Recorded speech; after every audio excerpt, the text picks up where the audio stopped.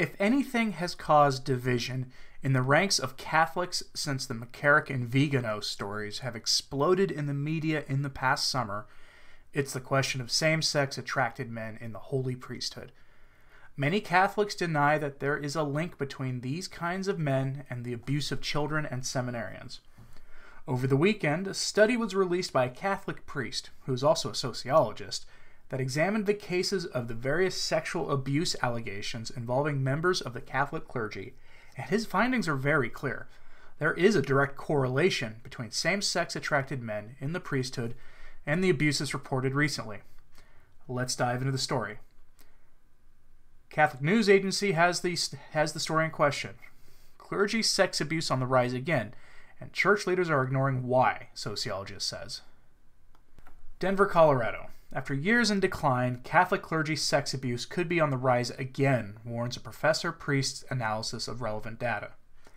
The professor's report sees a rising trend in abuse and argues that the evidence strongly suggests links between sexual abuse of minors and two factors: a disproportionate number of homosexual clergy and the manifestation of a homosexual subculture in seminaries. The thing we've been told about the sex abuse is that it is somehow very rare and declined to almost nothing today is really not true. Father D. Paul Solons, a Catholic priest and retired Catholic University of America sociology professor, told a November 2nd press conference. I found that clergy sex abuse did drop to almost nothing after 2002. But then it started to creep up, he continued. It's been increasing, and there are signs that the bishops of the dioceses have gotten complacent about that. It's not at the great heights that it was in the mid-1970s, but it's rising, and it's headed in that direction, he added. Clergy sex abuse incidence is today about one-third as common as in the late 1980s. While sex abuse by clergy is much lower than 30 years ago, it has not declined as much as is commonly thought. Most of the decline since the 1990s is consistent with its similar general decline in child sex abuse in America since that time, Solons' report said.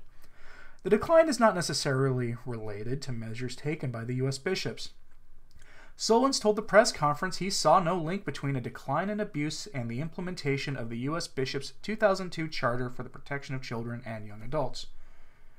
Recent experience calls into question whether the current understanding of the nature of the abuse and how to reduce it is accurate or sufficient, said Solons in his report. Efforts to address clergy abuse must acknowledge both, quote, the recent increase of abuse and the growing complacency and, quote, the very strong probability, end quote, that the surge in abuse in past and present is a product, at least in part, of the past surge and present concentration of homosexual men in the Catholic priesthood. The report was released November 2nd by the Louisiana-based Ruth Institute, where Solons is a senior research associate.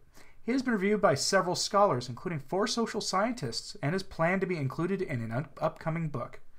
His study aimed to address a common question. Is the sex abuse related in any way to homosexual men in the priesthood? I hear on the one hand denial of that, almost without even thinking about it. And I also hear advocacy of that, almost without even thinking about it, Solons said November 2nd. The question comes up logically because the vast majority of victims were boys. Usually in sex abuse of minors, 2/3 of victims are girls. Solons' report is titled, Is Catholic Clergy Sex Abuse Related to Homosexual Priests? And he does not avoid the sometimes controversial question. The report compares previously unexamined measures of the share of homosexual Catholic priests and the incidence and victim gender of minor sex abuse victims by Catholic priests from 1950 to 2001. Solons' sources included a 2002 survey of 1,854 priests by the Los Angeles Times that included questions about respondents' sexual orientation, age, year of ordination, and whether they thought there was a homosexual subculture in their seminary. He measured abuse using data provided by the authors of the John Jay College of Criminal Justice reports, which themselves use the reports of abuse provided by Catholic dioceses. Although over 8 in 10 victims have been boys, the idea that the abuse is related to homosexual men in the priesthood has not been widely accepted by church leaders, said Solons. The data shows that more homosexual men in the priesthood was correlated with more overall abuse and more boys abused compared to girls, he added. The increase or decrease in the percent of male victims correlated almost perfectly with the increase or decrease of homosexual men in the priesthood, he said, citing a 0.98 correlation. Wow. With the correlation was lower among victims under age 8. It was lower but still strong, 0.77. The statistical association between homosexual priests and abuse incidents was extremely strong, given that this scale ranges from negative 1.0, an inverse correlation, meaning no correlation, to 1.0, an absolute positive correlation. Such results were as close as you can get to a perfect correlation as I have ever seen, Solon said November 2nd, adding that researchers usually consider correlation associated above 0.3 or 0.4 to be a strong effect. He took care to say it is the disproportionate presence of homosexual men in the priesthood, not the simple presence of any homosexual men, that appears to be the major factor. What I say in the paper is that when homosexual men were represented in the priesthood at about the same rate as they were in the population, there was no measurable problem of child sex abuse, Solon said. It was only when you had a preponderance of homosexual men. You can read the rest of that story on my sources blog, linked below. Now, they mentioned the John Jay report. It was a report commissioned by the otherwise useless U.S. Conference of Catholic Bishops. Officially, the report overtly denies such a linkage in its official report, but that was done because the bishops received a report of initial findings before the full report was released, and demanded that statements supporting a direct correlation between Bay Area lifestyle priests and abuses committed be denied. But the data in the report is damning, with 80% of abuse cases being committed by an adult male with his victim being a teenage male. That is, a physically mature but mentally immature male. That's homosexuality, pure and simple. Now, you may be hung up on the concept of correlation because, as we all know, correlation does not equal causation, right? Kind of. It is true that just because ice cream sales increase in direct correlation to the rise in shark attacks, that does not mean that correlation doesn't lead to causation in most cases. For the increased presence of fast food in the United States has been directly correlated to increases in heart disease. I'm a social scientist by training, and I very nearly have my PhD, and frankly, the presence of correlation in our formal studies is key to making a claim about our studies. Correlation heavily implies causation in an academic sense. In a very real-world sense, correlation is causation. This facet of the modernism crisis is one of men who are in the priesthood who really shouldn't be there, pure and simple. They no more belong there than a man who is addicted to pornography does, regardless of personal holiness, regardless of their love for our blessed Lord, regardless of pretty much anything. The law of the church on this has been unchanging since time immemorial.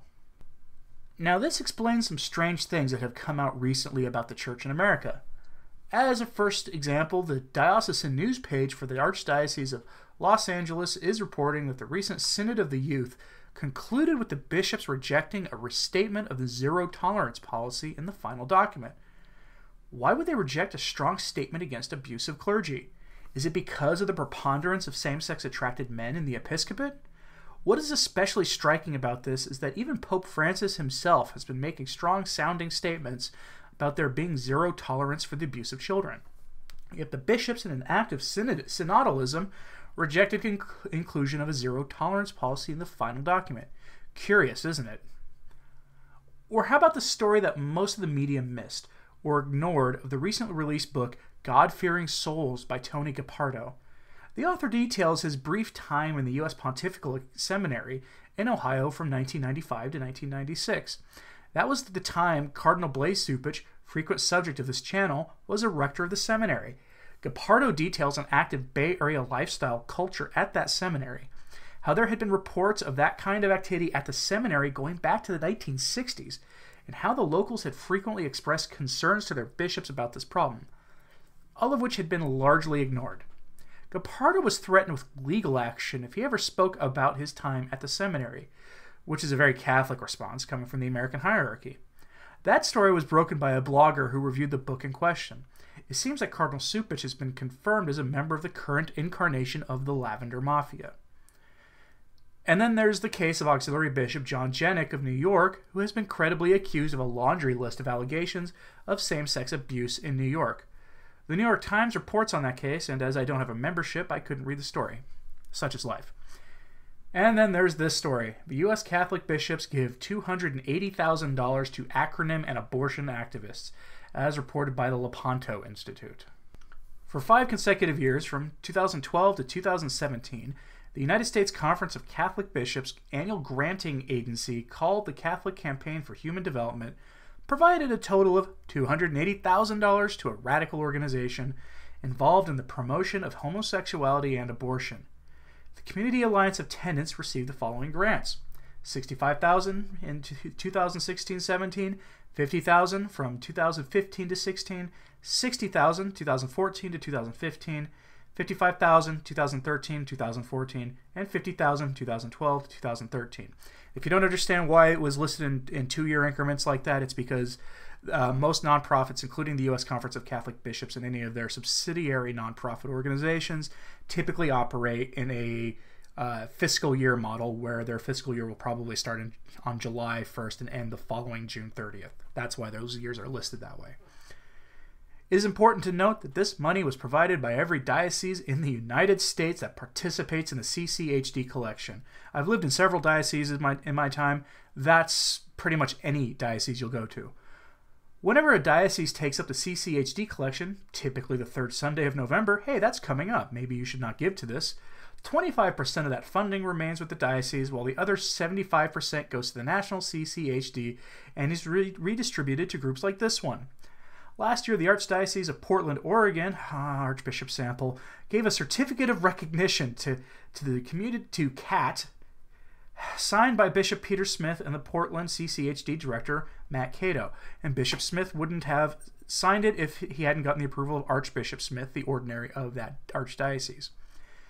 In a Facebook posting of an image of this certificate, CAT said, "We are grateful to the Archdiocese of Catholic Campaign for Human Development for honoring us tonight and through the years."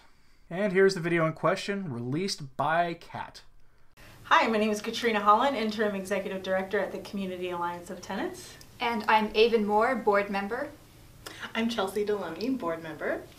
And Community Alliance of Tenants is celebrating its 20th year of educating and empowering low-income tenants to demand safe, stable, and affordable housing.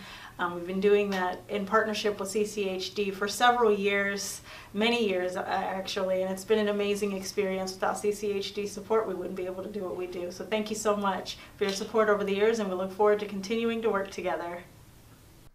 This organization sits on the board of directors for an abortion lobbying firm. Yes, your collection dollars are going to support the efforts of an abortion provider to keep legal the murder of babies in the United States. Thanks, USCCB, and thank you, Archbishop Sample. You are doing a bang-up job. The other group in question is a group called Fair Shot, who lobby for and support the needs of those living in the Bay Area lifestyle, or what I call the acronym.